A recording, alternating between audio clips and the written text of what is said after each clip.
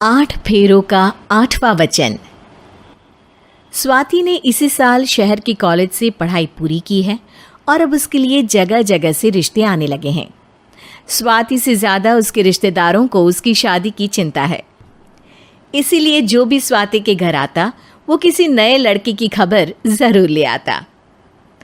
अरे दीदी, ये फोटो देख के बताओ कैसा है। राहुल नाम है लड़के का, मेरी सहेली की बहन का बेटा है। अपनी स्वाति के साथ एकदम प्यारी जोड़ी लगेगी इसकी। ज़रा दिखाना, फोटो तो बढ़िया लग रहा है। कोई गलत आदत वादत तो नहीं है ना इसे? और कमाता कितना है? अरे कोई गलत आदत नहीं है दीदी, आप कहो तो एक मीटिंग करवा देती हूँ, फिर सब कुछ फाइनल कर लेना। हाँ, ये सही कह रही हो तुम। संडे को स्वाति के पापा भी घर पे ही रहेंगे। बुआ फिर वहाँ से चली जाती है और रात को स्वाति की माँ उससे कहती है, स्वाति बेटा, आज कमला बुआ ने एक लड़के की फ़ोटो दिखाई है। संडे को वो लोग मिलने आ रहे हैं, तैयार हो ना तुम बेटा। अरे मम्मी, आप कहाँ कमला बुआ के चक्कर में आ जाती हो? अभी इतनी जल्दी कोई शादी वादी नहीं करनी है मुझे। अरे बेटा, अच्छा लड़का है, बुआ जानती है उसे अच्छे से।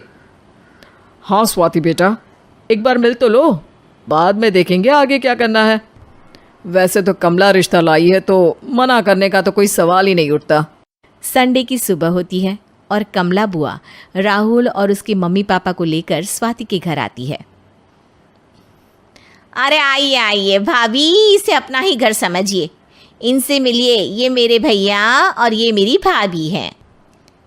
नमस्ते भाभी जी, ये है हमारा लड़का राहुल, सरकारी नौकरी की तैयारी कर रहा है ये।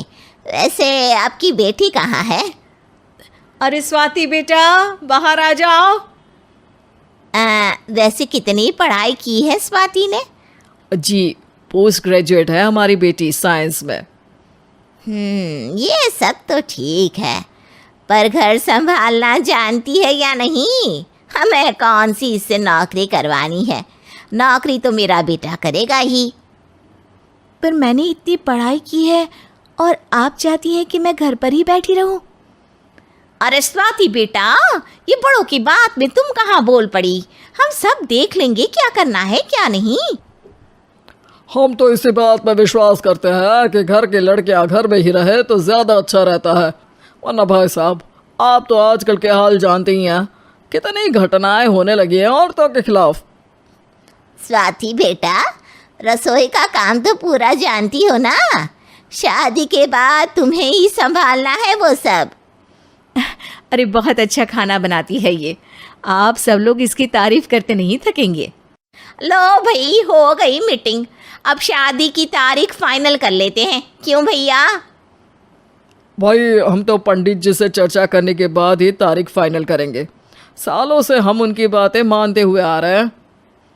लड़के वाले और कमला बुआ की बातें सुनकर स्वाति एकदम नाराज़ हो जाती है और उसे लगने लगता है कि शादी के बाद उसे घर पर ही बैठना पड़ेगा।